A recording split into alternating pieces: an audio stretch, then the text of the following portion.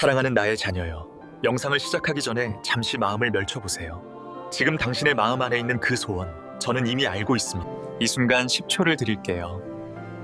당신이 간절히 바라는 마음을 댓글에 적어주세요.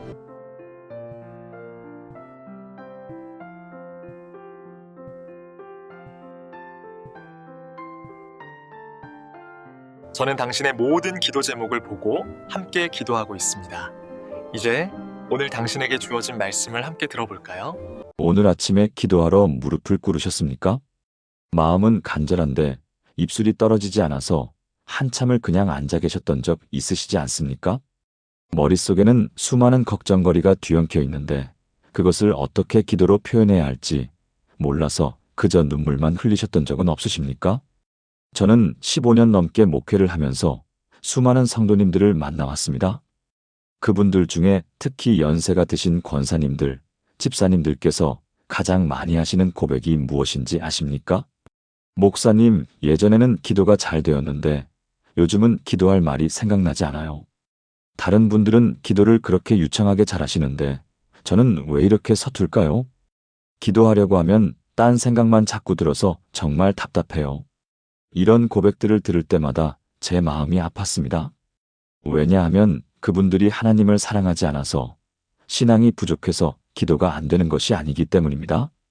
오히려 너무 간절한 마음 때문에 너무 많은 짐을 지고 계시기 때문에 기도할 말을 찾지 못하시는 것입니다.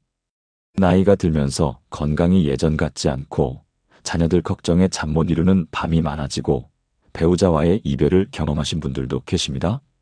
경제적인 어려움, 외로움, 소외감 이런 것들이 마음속에 쌓여 있는데 그것을 어떻게 기도로 풀어내야 할지 막막하신 것입니다.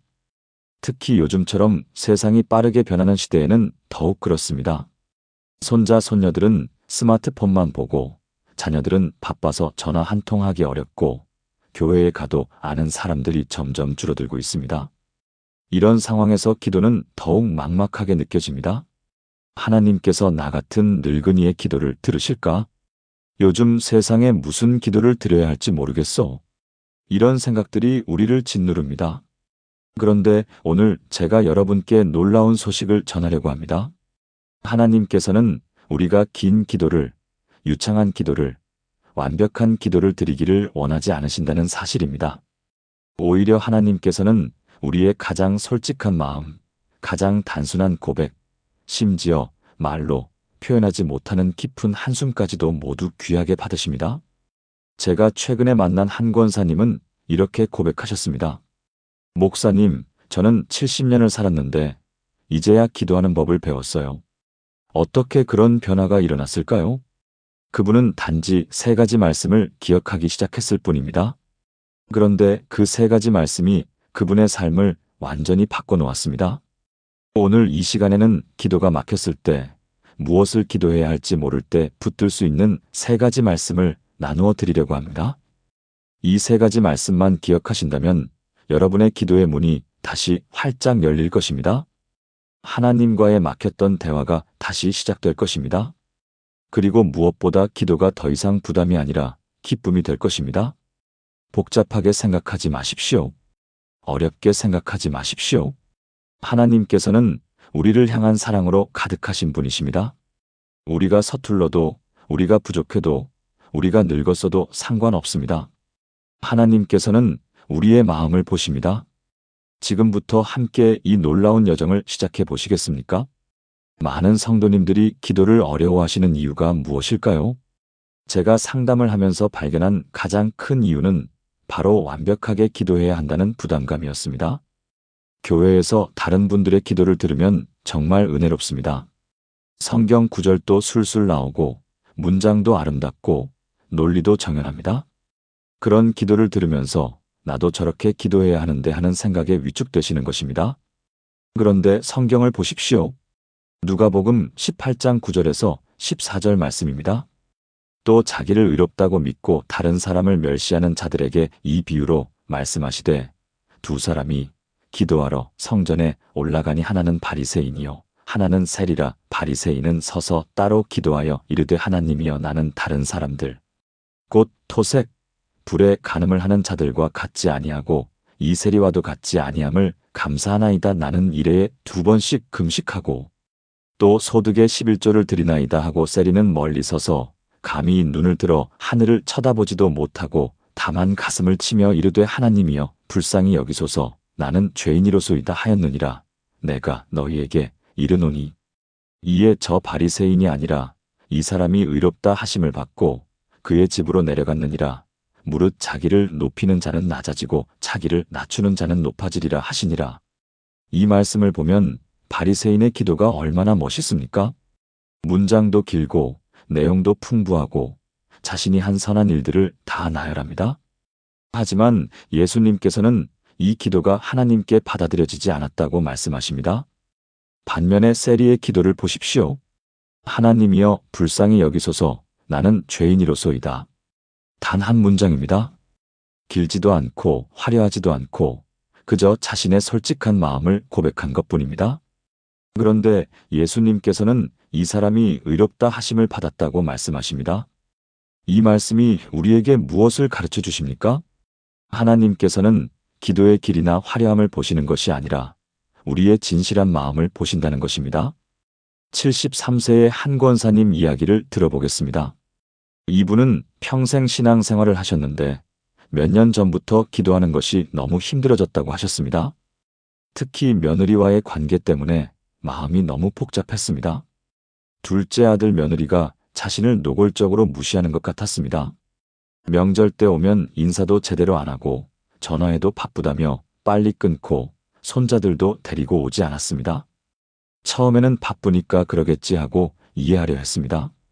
하지만 시간이 갈수록 상황은 더 나빠졌습니다. 명절에 온 가족이 모였을 때도 며느리는 스마트폰만 보고 권사님이 말을 걸어도 시큰둥하게 대답했습니다.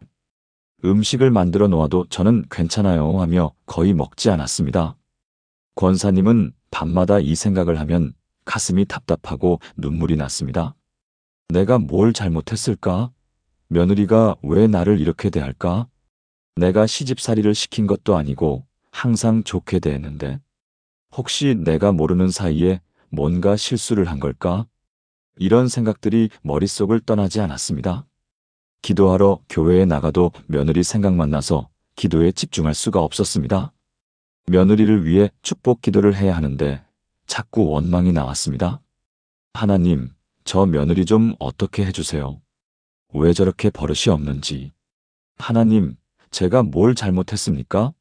왜 저에게 이런 며느리를 주셨습니까? 이런 기도를 하고 나면 죄책감이 들었습니다. 나는 왜 이렇게 기도를 못할까? 크리스천이면서 며느리 하나 용서하지 못하나? 다른 권사님들은 며느리를 위해 눈물로 기도하신다는데 나는 왜 원망만 나올까? 이런 생각에 기도가 점점 더 부담이 되었습니다. 새벽 기도회에도 나가기 싫어졌습니다. 다른 분들의 기도를 들으면 자신이 너무 부끄러웠기 때문입니다. 그렇게 1년, 2년, 3년이 흘렀습니다. 권사님은 교회는 나갔지만 기도는 거의 하지 못했습니다. 그저 예배 시간에 앉아 있을 뿐이었습니다. 그러던 어느 날 명절을 앞두고 둘째 아들이 혼자 찾아왔습니다. 아들의 표정이 심각했습니다. 엄마, 얘기 좀 할 수 있어? 권사님은 가슴이 철렁했습니다. 혹시 이혼하려고 하는 건 아닐까? 아들은 어머니 손을 잡고 한참을 말을 못하다가 울기 시작했습니다. 엄마, 사실은 말이야. 아내가 아프거든. 권사님은 놀라서 물었습니다.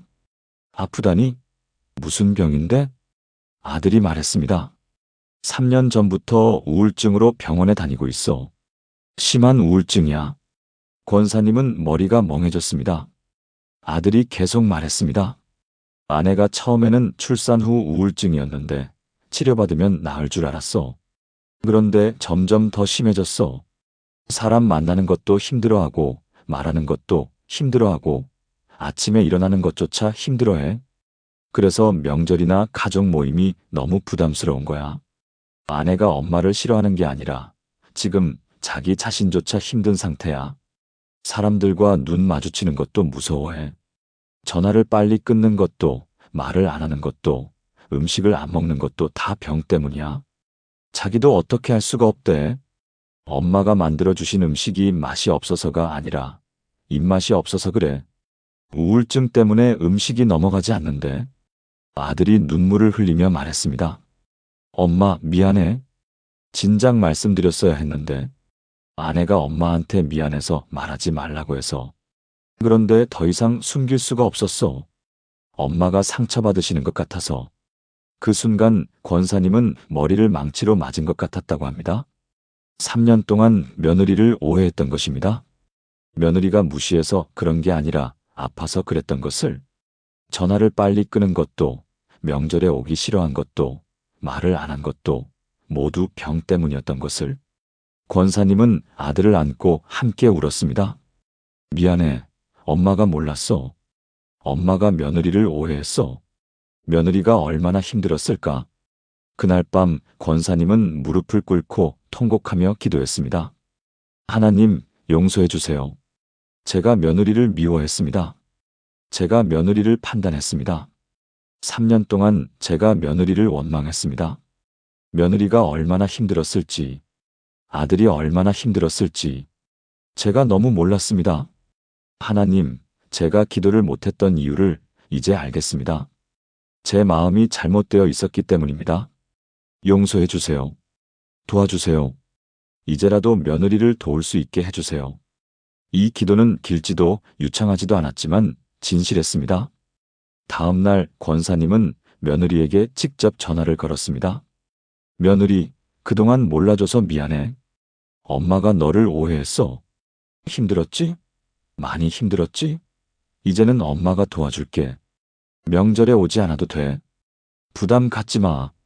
엄마가 너를 이해할게. 며느리는 전화를 받고 한참을 울었습니다. 어머니, 죄송해요. 제가 정상이 아니에요. 어머니를 뵙고 싶은데 사람을 만나는 게 너무 무서워요. 괜찮아, 괜찮아. 천천히 나으면 돼. 엄마는 항상 여기 있을게. 서두르지 마. 그 후로 권사님은 매일 며느리를 위해 기도했습니다. 하지만 이번에는 달랐습니다. 하나님, 며느리를 고쳐주세요 하는 기도가 아니었습니다. 하나님, 며느리가 하루하루를 견딜 수 있게 힘을 주세요. 며느리가 조금씩이라도 나아질 수 있게 도와주세요. 아들에게도 힘을 주세요. 제가 이들을 위해 할 수 있는 일이 있다면 보여주세요. 권사님은 일주일에 한 번씩 아들 집에 반찬을 만들어서 보냈습니다. 며느리에게 부담 주지 않으려고 현관 앞에 놓고 문자만 보냈습니다. 며느리, 엄마가 반찬 만들었어. 현관 앞에 놓고 갈게. 천천히 드시고 전화는 하지 않아도 돼. 엄마는 항상 너희를 위해 기도하고 있어. 1년쯤 지났을 때 며느리가 먼저 전화를 걸어왔습니다. 어머니, 감사합니다. 제가 많이 좋아졌어요. 병원 선생님도 깜짝 놀라셨어요. 약도 많이 줄었어요. 이제 어머니 뵙고 싶어요. 명절에 며느리가 손자들을 데리고 왔을 때 권사님은 며느리를 꼭 안아주었습니다. 며느리도 시어머니를 안으며 울었습니다. 어머니, 이해해 주셔서 감사해요. 어머니의 기도가 저를 살렸어요. 이 권사님은 이렇게 고백하셨습니다. 저는 3년 동안 완벽한 기도를 하려고 애썼어요. 며느리를 축복하는 기도, 용서하는 기도를 하려고 했죠. 하지만 그게 안 됐어요. 그런데 진실하게 용서해 주세요. 도와주세요 하고 기도했을 때 하나님께서 역사하셨어요. 로마서 8장 26절에서 27절 말씀입니다. 이와 같이 성령도 우리의 연약함을 도우시나니 우리는 마땅히 기도할 바를 알지 못하나 오직 성령이 말할 수 없는 탄식으로 우리를 위하여 친히 간구하시느니라. 마음을 살피시는 이가 성령의 생각을 아시나니 이는 성령이 하나님의 뜻대로 성도를 위하여 간구하심이니라. 우리가 기도할 말을 찾지 못해서 답답해하고 있을 바로 그 순간에 성령님께서는 우리를 위해 친히 기도하고 계신다는 것입니다. 우리는 마땅히 기도할 바를 알지 못한다고 성경에서 분명히 말씀하고 있습니다. 이것은 우리의 부족함이나 신앙의 미숙함 때문이 아닙니다. 이것은 인간의 당연한 한계입니다. 사랑하는 성도님들, 우리는 완벽한 기도를 드릴 필요가 없습니다. 하나님께서는 우리의 서툰 기도, 짧은 기도, 단순한 기도도 모두 기쁘게 받으십니다. 중요한 것은 진실한 마음입니다. 기도가 막혔을 때 가장 먼저 기억해야 할 말씀은 바로 아버지입니다. 이 한 단어가 왜 그렇게 중요할까요? 로마서 8장 15절을 보십시오. 너희는 다시 무서워하는 종의 영을 받지 아니하고 양자의 영을 받았으므로 우리가 아빠 아버지라고 부르짖느니라. 이 말씀에서 아빠 아버지라는 표현이 나옵니다. 원어로는 아바 아버지인데 아바는 어린아이가 아버지를 부를 때 쓰는 가장 친근한 호칭입니다. 우리말로 하면 아빠 또는 아버지 정도가 되겠습니다. 예수님께서 우리에게 가르쳐 주신 주기도문도 하늘에 계신 우리 아버지여로 시작합니다. 마태복음 6장 9절 말씀입니다. 그러므로 너희는 이렇게 기도하라. 하늘에 계신 우리 아버지여, 이름이 거룩히 여김을 받으시오며. 왜 예수님께서는 기도를 아버지라는 호칭으로 시작하라고 가르치셨을까요? 그것은 기도가 의식이나 형식이 아니라 관계이기 때문입니다. 우리가 하나님께 기도하는 것은 왕 앞에 나아가는 것이 아니라 아버지께 나아가는 것입니다. 멀리 계신 하나님이 아니라 가까이 계신 아버지입니다. 두려워해야 할 심판자가 아니라 사랑하시는 아버지입니다. 71세의 한 권사님 이야기입니다. 이분은 남편을 5년 전에 먼저 하늘나라로 보내드렸습니다. 45년을 함께 산 남편이었습니다. 처음 1년은 정말 힘들었습니다. 아침에 눈을 뜨면 옆자리가 비어있고 식사를 준비해도 혼자 먹고 밤이 되면 텅 빈 집에서 혼자 잠들어야 했습니다. 외로움이 밀려올 때마다 기도하려고 했지만 말이 나오지 않았습니다. 그저 하나님, 하나님 하고 부를 뿐이었습니다. 남편이 돌아가신 후 권사님은 우울증에 빠졌습니다. 아무것도 하기 싫었고 밥도 제대로 먹지 않았습니다. 자녀들이 걱정해서 함께 살자고 했지만 거절했습니다. 자식들에게 짐이 되고 싶지 않아. 나는 여기서 혼자 살다가 남편 간 곳으로 갈 거야. 이런 생각을 하면서 하루하루를 견뎠습니다. 교회에도 나가기 싫었습니다. 다른 부부들이 함께 앉아 있는 것을 보면 눈물이 났기 때문입니다. 그렇게 2년이 흘렀습니다. 어느 날 딸이 찾아와서 권사님을 보고 깜짝 놀랐습니다. 체중이 10kg이나 빠져 있었고 머리는 헝클어져 있었고 집안은 먼지투성이었습니다. 엄마, 이게 무슨 꼴이에요? 병원에 가야 해요. 딸이 억지로 권사님을 병원에 데리고 갔습니다. 의사는 중증 우울증 진단을 내렸고 약을 처방했습니다. 하지만 약을 먹어도 나아지지 않았습니다. 그러던 어느 날 아침, 권사님은 침대에 누워서 천장을 바라보고 있었습니다. 오늘도 일어나야 하는데 일어날 힘이 없었습니다. 무엇을 위해 살아야 하는지 모르겠었습니다. 이렇게 사는 것보다 차라리 죽는 게 나을 것 같아. 이런 생각이 들었습니다. 그때 문득 어린 시절의 기억이 떠올랐습니다. 6살쯤 되었을 때였습니다. 밤에 너무 무서워서 잠을 못 잤습니다. 어두운 방에 혼자 있는 것이 너무 무서웠습니다. 아버지! 하고 불렀더니 아버지께서 달려오셔서 자신을 안아주셨습니다. 괜찮아, 아버지가 여기 있잖아. 무서워하지 마. 아버지가 지켜줄게. 아버지의 품에 안겨 있으니 무서움이 사라졌습니다. 그 기억을 떠올리면서 권사님은 입을 열었습니다. 아버지. 처음에는 작은 소리였지만 다시 불렀습니다. 아버지, 아버지. 그러자 눈물이 쏟아졌습니다. 아버지, 외로워요. 너무 외로워요.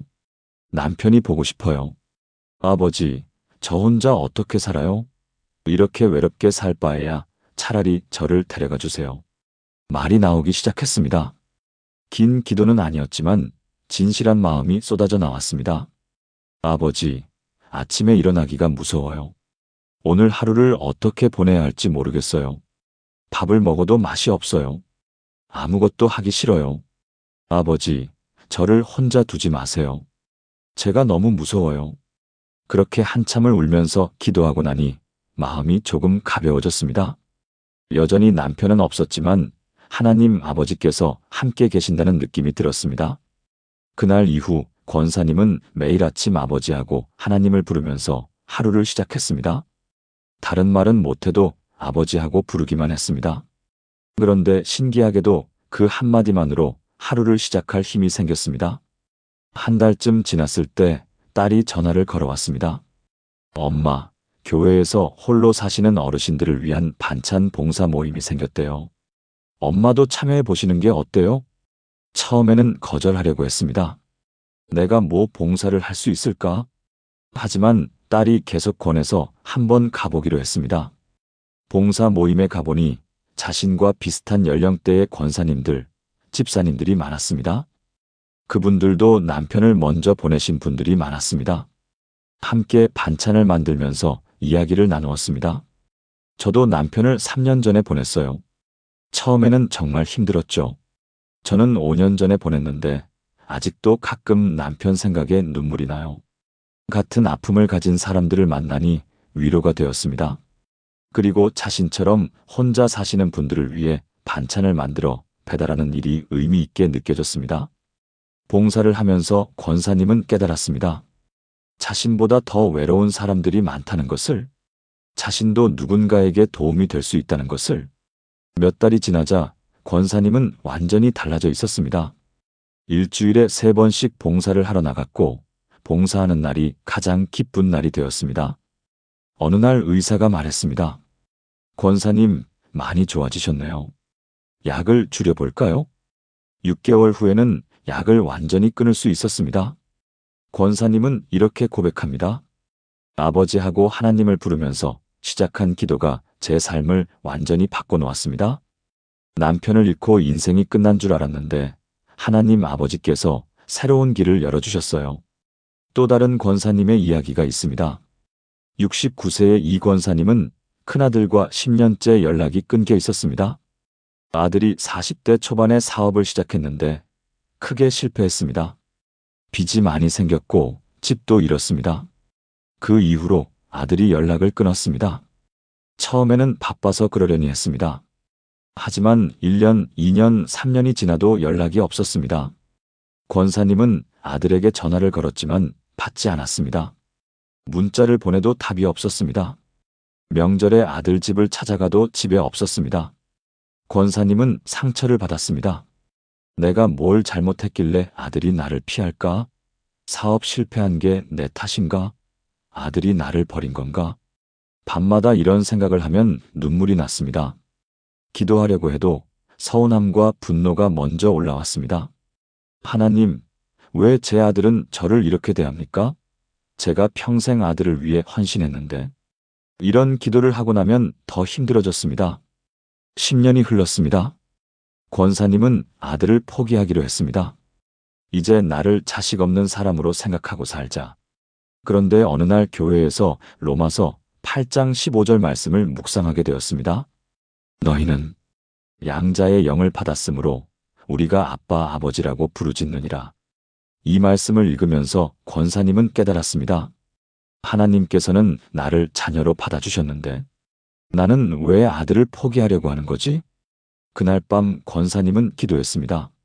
아버지, 10년 만에 처음으로 마음을 열고 기도했습니다. 아버지, 저는 제 아들이 보고 싶습니다. 10년 동안 아들 얼굴을 못 봤습니다. 아들이 저를 버렸다고 생각했습니다. 하지만 아버지, 도와주세요. 제가 먼저 아들에게 다가갈 수 있게 용기를 주세요. 다음 날 권사님은 용기를 내어 아들에게 편지를 썼습니다. 전화나 문자는 무시할 수 있지만 편지는 읽을 것이라고 생각했습니다. 아들아, 엄마야. 10년 동안 너와 연락이 끊겨서 엄마는 너무 슬펐어. 엄마가 뭘 잘못했는지 모르겠지만 미안해. 너가 사업 실패했을 때 엄마가 더 도와주지 못해서 미안해. 너가 힘들 때 옆에 있어주지 못해서 미안해. 엄마는 항상 너를 사랑해. 언제든 연락 주면 좋겠어. 보고 싶어. 편지를 보내고 2주가 지났습니다. 어느 날 밤 늦게 전화벨이 울렸습니다. 아들이었습니다. 엄마. 아들의 목소리가 떨리고 있었습니다. 엄마, 편지 받았어. 엄마, 미안해. 정말 미안해. 아들이 울기 시작했습니다. 권사님도 눈물이 났습니다. 괜찮아, 아들아. 괜찮아. 엄마는 너가 보고 싶었어. 아들이 말했습니다. 엄마, 저는 실패한 모습을 엄마한테 보이고 싶지 않았어요. 사업 실패하고 집도 잃고 엄마한테 너무 실망시킬 것 같았어요. 그래서 연락을 못했어요. 매일 엄마 생각했어요. 명절 때마다 엄마가 보고 싶었어요. 하지만 이런 모습으로 엄마를 만날 수가 없었어요. 엄마가 저를 보면 너무 속상해 하실 것 같았어요. 권사님은 그제야 알았습니다. 아들이 자신을 버린 게 아니라 자신에게 실망시키기 싫어서 피했던 것을. 아들아, 엄마는 너가 성공했든 실패했든 상관없어. 엄마에게 넌 그냥 내 아들이야. 엄마는 너가 건강하고 행복하기만 바라. 다른 건 중요하지 않아. 다음 주에 아들이 찾아왔습니다. 10년 만에 만난 아들은 많이 늙어 있었습니다. 권사님은 아들을 꼭 안았습니다. 보고 싶었어. 정말 보고 싶었어. 아들도 어머니를 안으며 울었습니다. 엄마, 죄송해요. 이제는 자주 올게요. 지금은 아들이 일주일에 한 번씩 찾아옵니다. 사업도 조금씩 회복되고 있다고 합니다. 권사님은 이렇게 고백합니다. 아버지하고 하나님을 부르면서 저도 아버지의 마음을 배웠어요. 아버지는 자식을 포기하지 않으세요. 자식이 어떤 모습이든 사랑하세요. 저도 제 아들을 그렇게 사랑하게 되었어요. 사랑하는 성도님들, 기도가 막혔을 때 가장 먼저 해야 할 일은 아버지하고 하나님을 부르는 것입니다. 다른 말을 못해도 괜찮습니다. 아버지라는 한 단어가 우리와 하나님 사이에 막혔던 벽을 허물고 친밀한 관계로 우리를 이끌어줍니다. 기도가 막혔을 때 두 번째로 기억해야 할 말씀은 감사합니다입니다. 많은 분들이 기도할 때 간구만 하고 감사는 잊어버리십니다. 필요한 것, 어려운 것, 힘든 것만 계속 말씀드리다 보면 기도가 무겁고 답답해집니다. 그런데 감사로 기도를 시작하면 완전히 달라집니다. 데살로니가전서 5장 16절에서 18절 말씀을 보십시오. 항상 기뻐하라 쉬지 말고 기도하라 범사에 감사하라. 이것이 그리스도 예수 안에서 너희를 향하신 하나님의 뜻이니라. 하나님께서는 우리에게 범사에 감사하라고 말씀하십니다. 좋은 일이 있을 때만 감사하는 것이 아니라 모든 상황에서 감사하라는 것입니다. 이것이 왜 중요할까요? 빌립보서 4장 6절에서 7절 말씀입니다. 아무것도 염려하지 말고 다만 모든 일에 기도와 간구로 너희 구할 것을 감사함으로 하나님께 아뢰라. 그리하면 모든 지각에 뛰어난 하나님의 평강이 그리스도 예수 안에서 너희 마음과 생각을 지키시리라. 이 말씀을 보면 감사함으로 우리의 필요를 아뢰라고 말씀하십니다. 그리고 그렇게 하면 하나님의 평강이 우리 마음과 생각을 지켜주신다고 약속하십니다. 감사에는 놀라운 능력이 있습니다. 감사는 우리의 시선을 문제에서 하나님께로 돌려줍니다. 감사는 우리의 마음을 불평에서 찬양으로 바꿔줍니다. 감사는 우리의 기도를 무겁지 않게 만들어줍니다. 70세의 한 권사님 이야기입니다. 이분은 당뇨병, 고혈압, 관절염으로 오랫동안 고생하고 계셨습니다. 매일 아침 7알의 약을 먹어야 했고 무릎이 아파서 계단 오르기도 힘들었습니다. 처음 몇 년은 정말 힘들었습니다. 기도할 때마다 불평만 쏟아냈습니다. 하나님, 왜 저에게 이런 병을 주셨습니까? 옆집 할머니는 저보다 나이가 많은데도 건강하게 등산도 다니시는데 왜 저는 이렇게 아픕니까? 제가 무슨 잘못을 했습니까? 이렇게 기도하고 나면 마음이 더 답답하고 무거워졌습니다. 기도가 위로가 아니라 오히려 스트레스가 되었습니다. 병은 나아지지 않았고 마음도 점점 더 어두워졌습니다.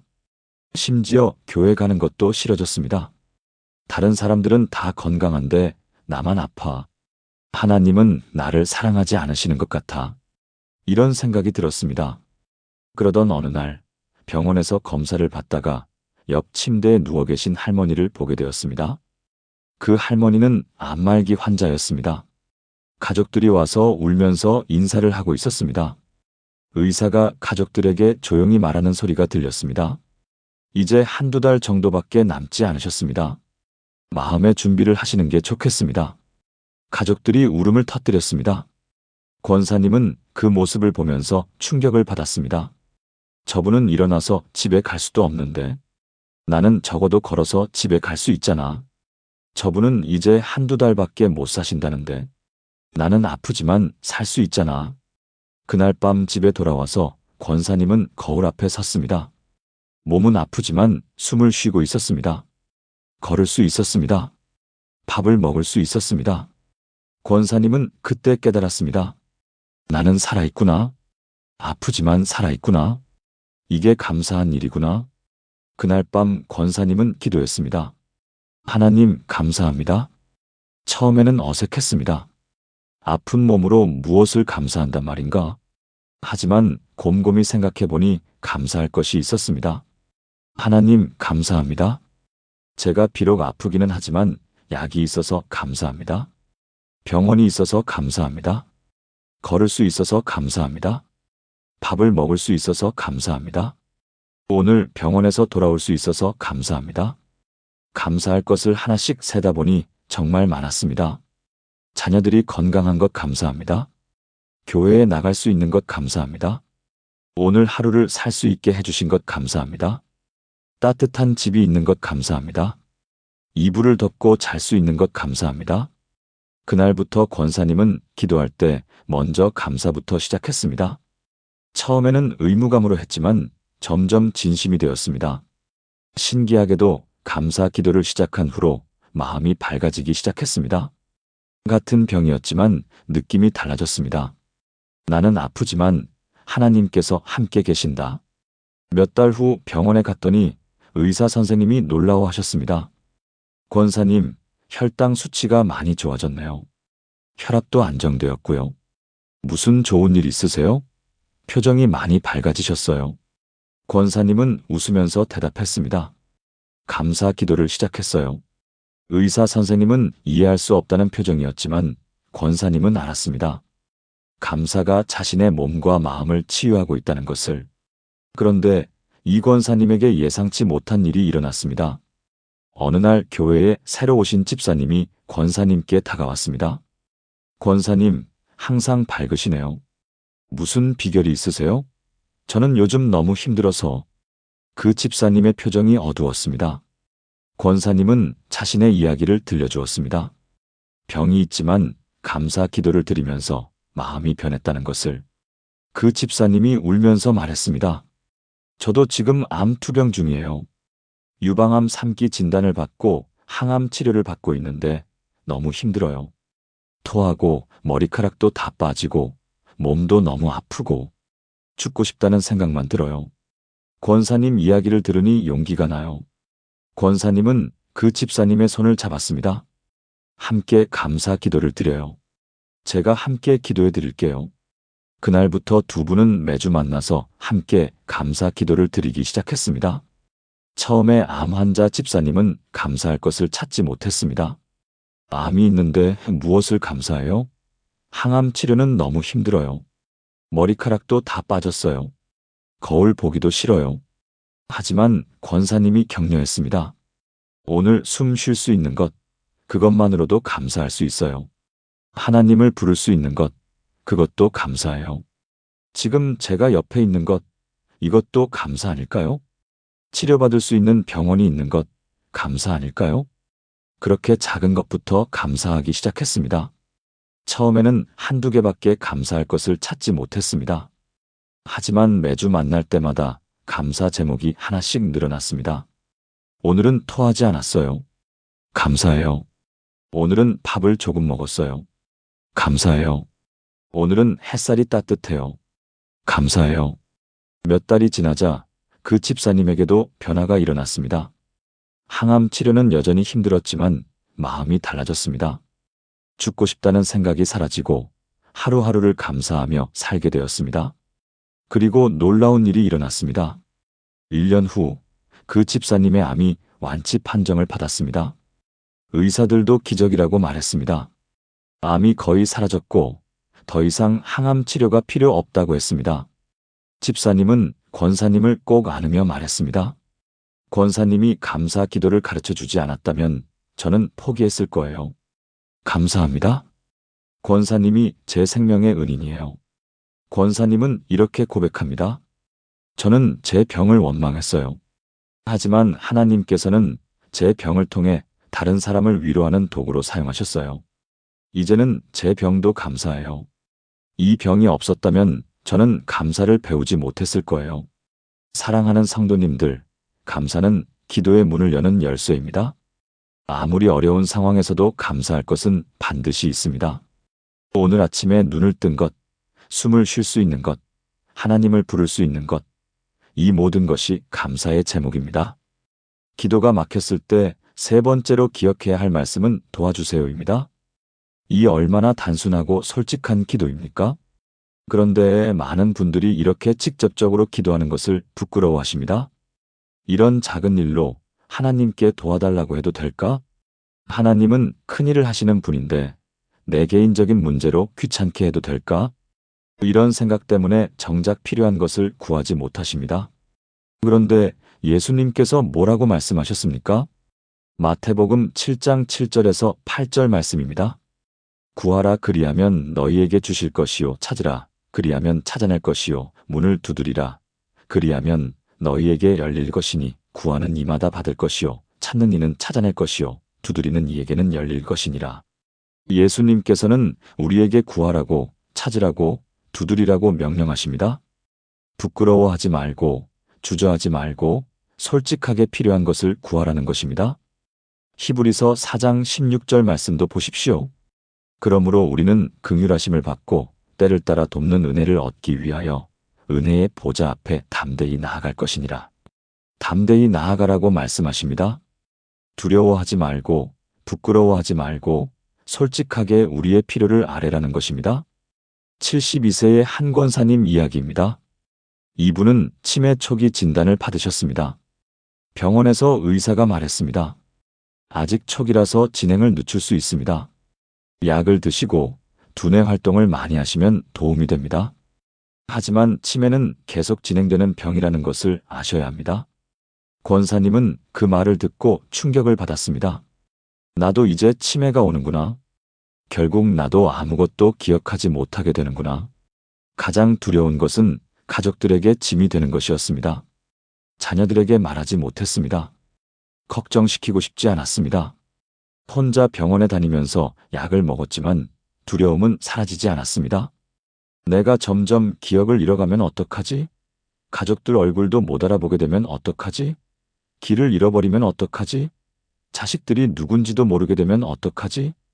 밤마다 이런 생각을 하면 잠이 오지 않았습니다. 실제로 증상도 나타나기 시작했습니다. 어제 점심에 무엇을 먹었는지 기억이 안 났습니다. 가스불을 켜놓고 깜빡한 적도 있었습니다.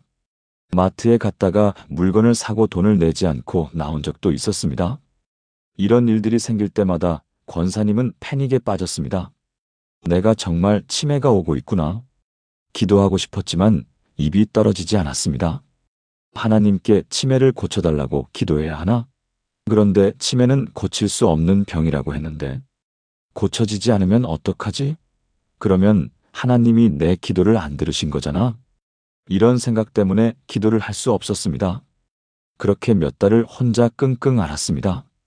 어느 날 새벽 기도회에서 목사님이 설교하셨습니다. 하나님은 우리가 솔직하게 도와달라고 말하기를 기다리십니다. 부끄러워하지 마십시오. 하나님은 우리의 아버지이십니다. 그 말을 듣고 권사님은 눈물이 났습니다. 집에 돌아와서 무릎을 꿇고 기도했습니다. 하나님 아버지, 도와주세요. 처음에는 그 말밖에 나오지 않았습니다. 하지만 계속 기도했습니다. 아버지, 도와주세요. 저 치매 진단을 받았어요. 너무 무서워요. 제 기억이 사라지는 게 무서워요. 가족들 얼굴을 못 알아보게 될까봐 무서워요. 길을 잃어버릴까봐 무서워요. 가족들에게 짐이 되는 게 무서워요. 솔직하게 마음을 쏟아내니 조금 가벼워졌습니다. 아버지, 이 병을 고쳐주시든지 아니면 이 병과 함께 살아갈 수 있는 용기를 주세요. 혼자서는 못하겠어요. 도와주세요. 제가 너무 무서워요. 그날 밤 권사님은 용기를 내어 자녀들에게 전화를 걸었습니다. 얘들아, 엄마가 할 말이 있어. 다 같이 모일 수 있을까? 다음 주 일요일에 자녀들이 모였습니다. 세 자녀가 다 왔습니다. 권사님은 떨리는 목소리로 말했습니다. 얘들아, 엄마가 치매 진단을 받았어. 잠시 침묵이 흘렀습니다. 아이들은 충격을 받은 표정이었습니다. 큰딸이 눈물을 흘리며 말했습니다. 엄마, 왜 혼자 고민하셨어요? 우리가 있잖아요. 언제 진단받으셨어요? 3개월 전에. 둘째 아들이 말했습니다. 엄마, 그동안 혼자 얼마나 힘드셨어요? 왜 진작 말씀 안 하셨어요? 우리가 도와드릴게요. 막내딸이 말했습니다. 엄마, 저희가 교대로 엄마 댁에 들를게요. 함께 두뇌 훈련도 하고 산책도 해요. 제가 치매에 대해 공부해 볼게요. 진행을 늦출 수 있는 방법을 찾아볼게요. 권사님은 눈물이 쏟아졌습니다. 짐이 될까봐 두려웠는데 가족들은 함께 하겠다고 말해 주었습니다. 그런데 여기서 예상치 못한 일이 일어났습니다. 큰딸이 조심스럽게 말했습니다.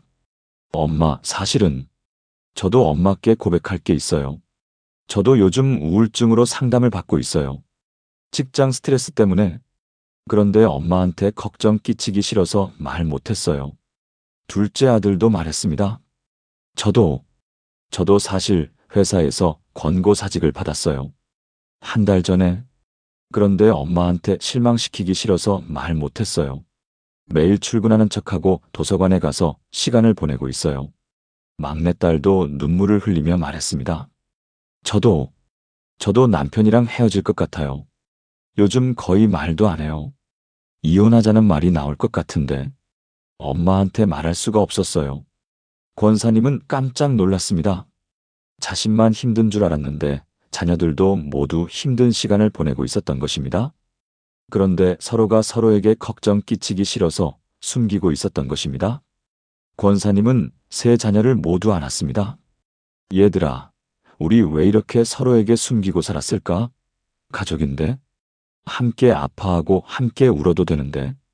그날 네 식구는 밤늦게까지 이야기를 나누었습니다. 서로의 아픔을 나누고 함께 울고 함께 기도했습니다. 하나님 아버지, 도와주세요. 저희 가족을 도와주세요. 그 후로 네 식구는 매주 일요일 함께 모이기 시작했습니다. 큰딸이 우울증 상담을 받는 동안 권사님이 손자들을 돌봐주었습니다. 둘째 아들이 재취업을 준비하는 동안 권사님이 도시락을 싸주었습니다. 막내딸 부부가 상담을 받는 동안 권사님이 함께 기도해 주었습니다. 그리고 자녀들도 권사님을 도왔습니다. 함께 두뇌 훈련도 하고 산책도 하고 매일 전화로 안부를 물었습니다. 1년 후 놀라운 변화가 일어났습니다. 권사님의 치매는 더 이상 진행되지 않았습니다. 의사도 놀라워했습니다. 보통은 계속 진행되는데 권사님은 상태가 그대로 유지되고 있네요. 오히려 일부 기능이 좋아진 것 같아요. 무슨 비결이 있으세요? 큰딸의 우울증도 많이 좋아졌습니다. 둘째 아들은 더 좋은 회사에 취직했습니다. 막내딸 부부는 관계가 회복되어 다시 사랑하는 부부가 되었습니다. 권사님은 이렇게 고백합니다. 도와주세요 하고 솔직하게 기도했을 때 하나님께서는 저만 도와주신 게 아니라 우리 가족 전체를 도와주셨어요. 제가 솔직해지니까 자녀들도 솔직해졌고 우리 가족이 진짜 가족이 되었어요. 또 다른 집사님의 이야기가 있습니다. 67세의 이 집사님은 전세 사기를 당할 뻔했습니다. 이분은 남편이 돌아가신 후 혼자 전세로 살고 계셨습니다. 그런데 집주인이 갑자기 집을 팔겠다고 했습니다. 전세금을 돌려받으려고 했더니 집주인이 연락이 두절되었습니다. 알고 보니 집에는 이미 은행 대출이 많이 있었고 전세금을 돌려받기 어려운 상황이었습니다. 집사님은 패닉에 빠졌습니다. 전세금은 남편이 평생 모은 돈이었습니다. 그 돈이 없으면 갈 곳이 없었습니다. 자녀들에게 말하지 못했습니다. 자녀들도 자기 살기 바쁜데 부담 주고 싶지 않았습니다. 나 혼자 어떻게든 해결해야 해. 변호사를 찾아가 봤지만 소송을 해도 돈을 받을 가능성이 낮다고 했습니다. 집사님은 절망했습니다. 기도하고 싶었지만 뭐라고 기도해야 할지 몰랐습니다. 하나님께 돈을 달라고 기도하나? 하나님이 집주인을 찾아주실까? 그러던 어느 날 밤 집사님은 무릎을 꿇고 울었습니다. 하나님 아버지, 도와주세요. 저 혼자서는 못하겠어요. 어떻게 해야 할지 모르겠어요. 도와주세요. 다음 날 집사님은 용기를 내어 자녀들에게 전화를 걸었습니다. 얘들아, 엄마가 큰일 났어. 전세 사기를 당할 것 같아. 자녀들이 급히 모였습니다. 상황을 들은 큰아들이 말했습니다. 엄마, 왜 진작 말씀 안 하셨어요? 우리가 있잖아요. 같이 해결해봐요. 자녀들이 변호사를 다시 찾아가고 경찰에 고소도 하고 여러 방법을 시도했습니다.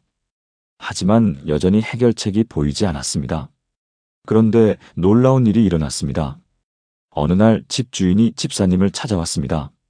집사님은 화가 났습니다. 어떻게 이럴 수가 있어요? 제 돈을 돌려주세요. 그런데 집주인이 무릎을 꿇었습니다.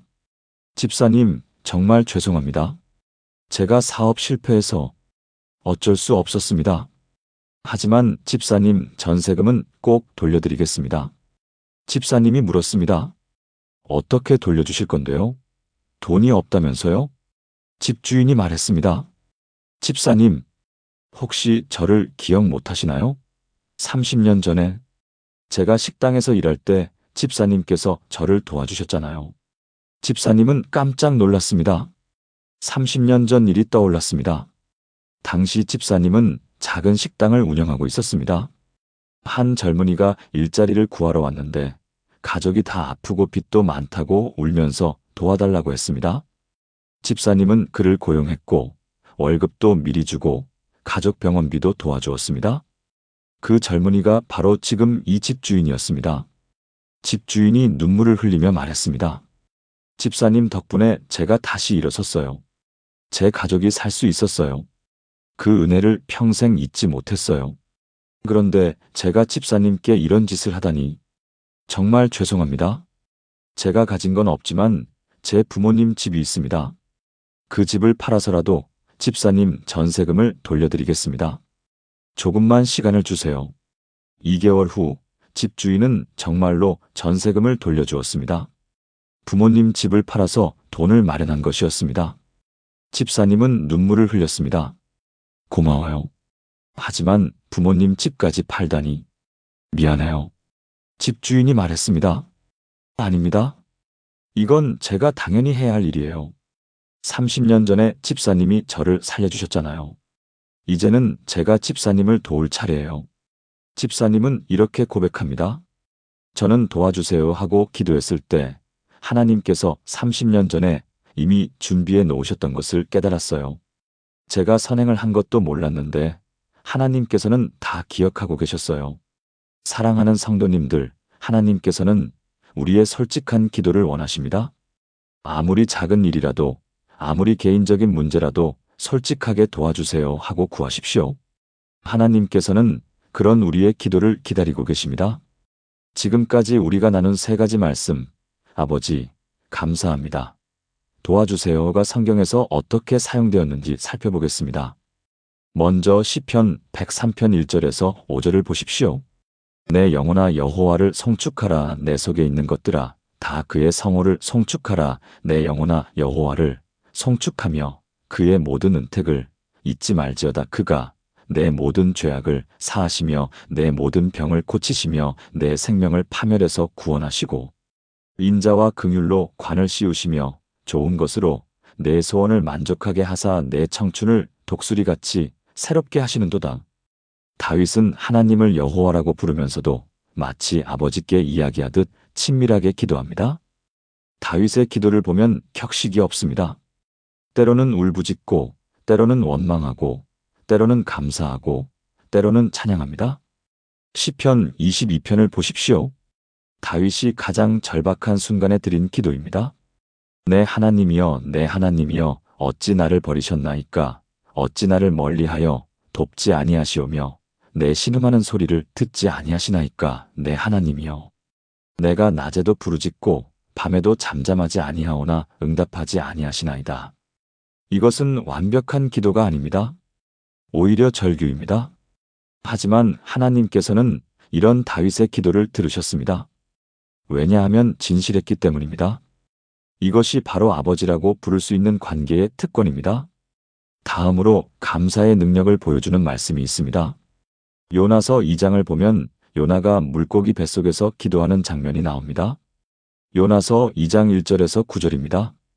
요나가 물고기 뱃속에서 그의 하나님 여호와께 기도하여 이르되 내가 받는 고난으로 말미암아 여호와께 불러 아뢰었더니 주께서 내게 대답하셨고 내가 스올의 뱃속에서 부르짖었더니 주께서 내 음성을 들으셨나이다. 그러나 나는 감사하는 목소리로 주께 제사를 드리며 나의 서원을 주께 갚겠나이다. 구원은 여호와께로부터 말미암나이다 하니라. 요나가 어떤 상황에 있었습니까? 물고기 뱃속입니다. 칠흑 같은 어둠 속에 갇혀 있었습니다. 살아날 희망이 전혀 없어 보이는 상황이었습니다. 그런데 요나는 이 극한의 상황에서 무엇을 했습니까? 감사하는 목소리로 기도했습니다. 이것이 얼마나 놀라운 일입니까? 감사할 수 없는 상황에서 감사했을 때 하나님께서 역사하셨습니다. 요나를 물고기 뱃속에서 구해내셨습니다. 마지막으로 도와주세요의 능력을 보여주는 말씀이 있습니다. 마가복음 9장 17절에서 24절 말씀입니다. 무리 중에 하나가 대답하되 선생님 말 못하게 귀신 들린 내 아들을 선생님께 데려왔나이다. 예수께서 이르시되 할 수 있거든이 무슨 말이냐 믿는 자에게는 능히 하지 못할 일이 없느니라 하시니 곧 그 아이의 아버지가 소리를 질러 이르되 내가 믿나이다 나의 믿음 없는 것을 도와주소서 하더라. 이 아버지의 기도를 보십시오. 도와주소서. 자신의 믿음이 부족하다는 것을 솔직하게 고백하면서 도움을 구했습니다. 예수님께서는 이 솔직한 기도를 들으시고 그 아이를 고쳐주셨습니다. 성경의 위대한 믿음의 사람들도 우리처럼 연약했습니다. 그들도 때로는 불완전한 기도를, 서툰 기도를 드렸습니다. 하지만 그들은 솔직했고 하나님께서는 그들의 솔직함을 기뻐하셨습니다. 이제 이 세 가지 말씀을 실제 생활에서 어떻게 사용할 수 있는지 구체적으로 알아보겠습니다. 잠언 3장 5절에서 6절 말씀입니다. 너는 마음을 다하여 여호와를 신뢰하고 내 명철을 의지하지 말라. 너는 범사에 그를 인정하라. 그리하면 내 길을 지도하시리라. 범사에 그를 인정하라는 말씀은 모든 일에서 하나님을 의지하라는 뜻입니다. 아침에 일어나서부터 밤에 잠들 때까지 모든 순간에 하나님과 동행하라는 것입니다. 70세의 한 집사님은 이 방법을 실천하면서 삶이 완전히 달라지셨습니다. 이분은 평생 기도를 어려워하셨는데 이 세 가지 말씀을 알게 된 후로 하루 종일 기도하게 되었다고 합니다. 이제 구체적으로 하루의 시간대별로 상황별로 어떻게 기도할 수 있는지 알아보겠습니다. 아침 시간 눈을 뜨자마자 침대에 누운 채로 첫 기도를 드립니다. 아버지, 감사합니다. 오늘도 깨어나게 해주셔서 감사합니다. 도와주세요. 오늘 하루를 주님과 함께 걷게 해주세요. 이렇게 30초 정도 기도하고 일어납니다. 화장실에 가면서도 기도합니다. 아버지, 감사합니다. 스스로 걸을 수 있어서 감사합니다. 세수를 하면서도 기도합니다. 아버지, 감사합니다. 손을 움직일 수 있어서 감사합니다. 눈이 보여서 감사합니다. 옷을 갈아입으면서도 기도합니다. 아버지, 감사합니다. 스스로 옷을 입을 수 있어서 감사합니다. 아침 식사를 준비하면서 기도합니다. 아버지, 감사합니다. 오늘도 먹을 것이 있어서 감사합니다. 도와주세요. 이 음식으로 건강을 지킬 수 있게 해주세요. 식사 전에는 꼭 감사 기도를 드립니다. 아버지, 감사합니다. 이 음식을 주셔서 감사합니다. 이 음식으로 하루를 살아갈 힘을 주세요. 약을 먹을 때도 기도합니다. 아버지, 감사합니다. 이 약이 있어서 감사합니다. 도와주세요. 이 약으로 건강이 유지되게 해주세요. 낮 활동 시간, 외출 준비를 하면서 기도합니다. 아버지, 감사합니다. 오늘 밖에 나갈 수 있어서 감사합니다. 도와주세요.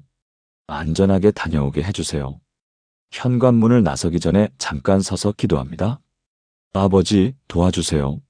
오늘 만나는 모든 사람들과 좋은 관계를 맺게 해주세요. 버스 정류장에서 버스를 기다리면서 기도합니다. 아버지, 감사합니다. 버스를 탈 수 있어서 감사합니다. 도와주세요. 안전하게 목적지에 도착하게 해주세요. 마트에 가서 장을 볼 때도 기도합니다. 마트 입구에서 카트를 밀면서 기도합니다. 아버지, 감사합니다.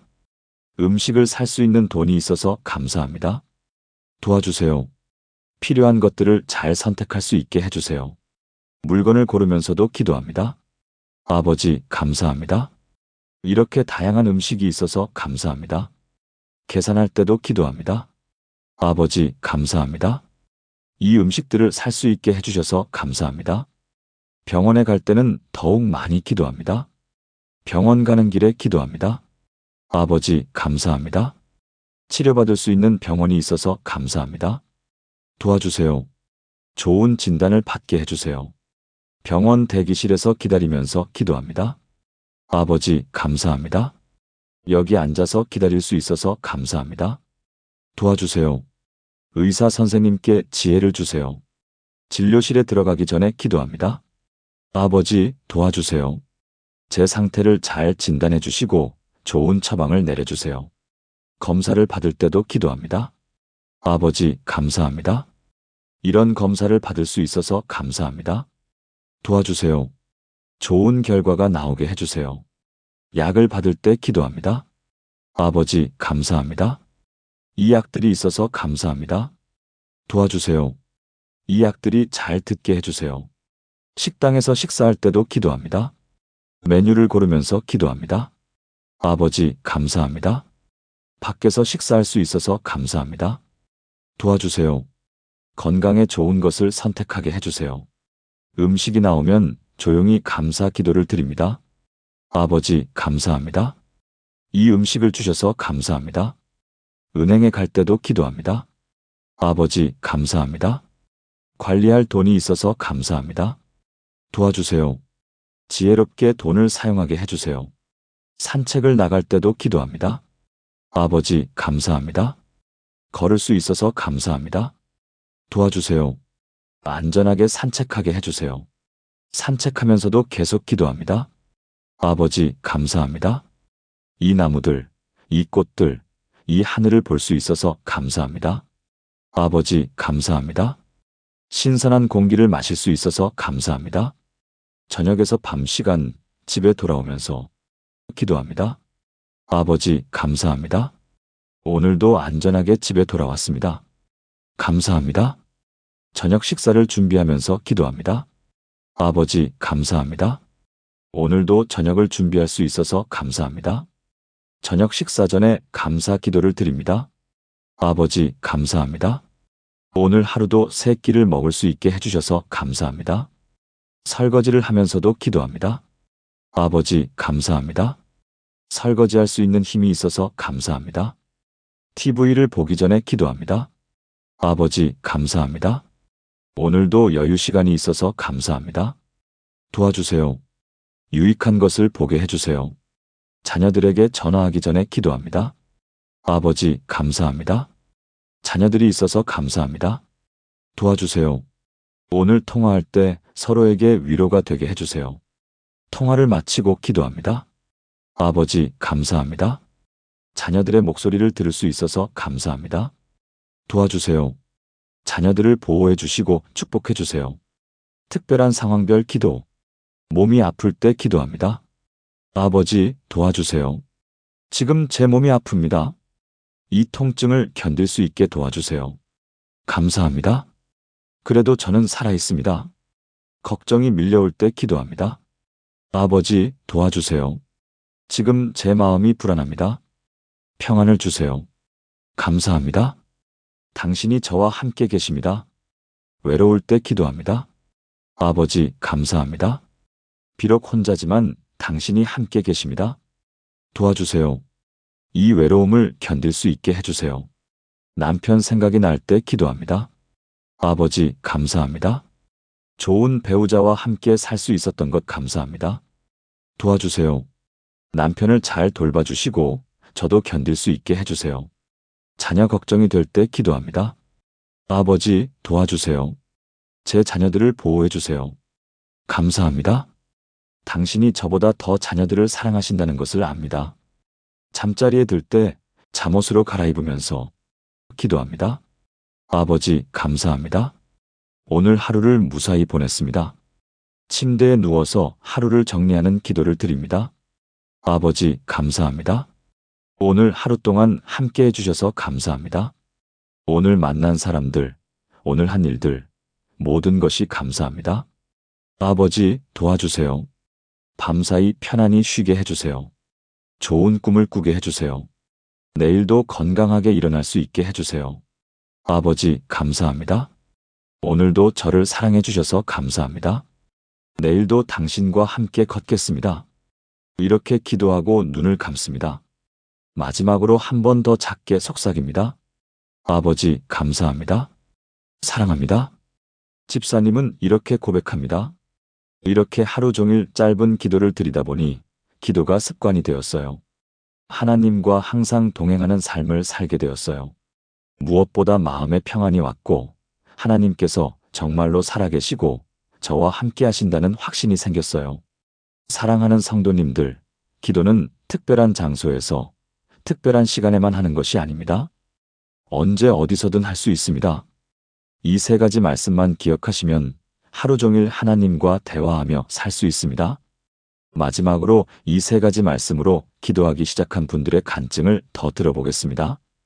시편 34편 17절에서 18절 말씀입니다. 의인들이 외침에 여호와께서 들으시고 그들의 모든 환난에서 건지시는도다. 여호와께서는 마음이 상한 자를 가까이 하시고 충심으로 통회하는 자를 구원하시는도다. 하나님께서는 우리의 기도를 들으십니다. 특히 마음이 상한 자의 기도를 가까이 하십니다. 첫 번째 간증입니다. 65세의 한 권사님은 20년 동안 우울증으로 고생하셨습니다. 항우울제를 20년째 복용하고 있었습니다. 약을 끊으려고 시도할 때마다 증상이 더 심해져서 결국 계속 먹을 수밖에 없었습니다. 그러던 중에 세 가지 기도를 알게 되었습니다. 처음에는 반신반의했습니다. 이렇게 간단한 기도로 20년 우울증이 나을 리 없어. 하지만 다른 방법도 없었기에 시도해 보기로 했습니다. 매일 아침 일어나자마자 기도했습니다. 아버지, 감사합니다. 도와주세요. 처음 몇 주는 아무 변화가 없었습니다. 하지만 포기하지 않고 계속했습니다. 한 달쯤 지나자 조금씩 변화가 느껴졌습니다. 아침에 일어나는 것이 조금 덜 힘들어졌습니다. 3개월쯤 지나자 더 큰 변화가 있었습니다. 감사할 것들이 보이기 시작했습니다. 6개월 후 의사와 상담했습니다. 선생님, 제가 약을 줄여볼 수 있을까요? 요즘 많이 좋아진 것 같아요. 의사가 검사를 해보더니 놀라워했습니다. 권사님, 정말 많이 좋아지셨네요. 약을 조금씩 줄여볼까요? 1년 후 권사님은 완전히 약을 끊을 수 있었습니다. 20년 만에 처음으로 약 없이 생활하게 된 것입니다. 그런데 더 놀라운 일이 일어났습니다. 권사님이 교회에서 우울증 환자들을 위한 상담 봉사를 시작한 것입니다. 제가 20년 동안 우울증으로 고생했기 때문에 그분들의 마음을 이해할 수 있어요. 제가 어떻게 회복되었는지 나누고 싶어요. 지금은 매주 5, 6명의 우울증 환자들을 만나서 상담하고 기도해주고 있습니다. 권사님은 이렇게 고백합니다. 20년 동안의 우울증이 헛되지 않았어요.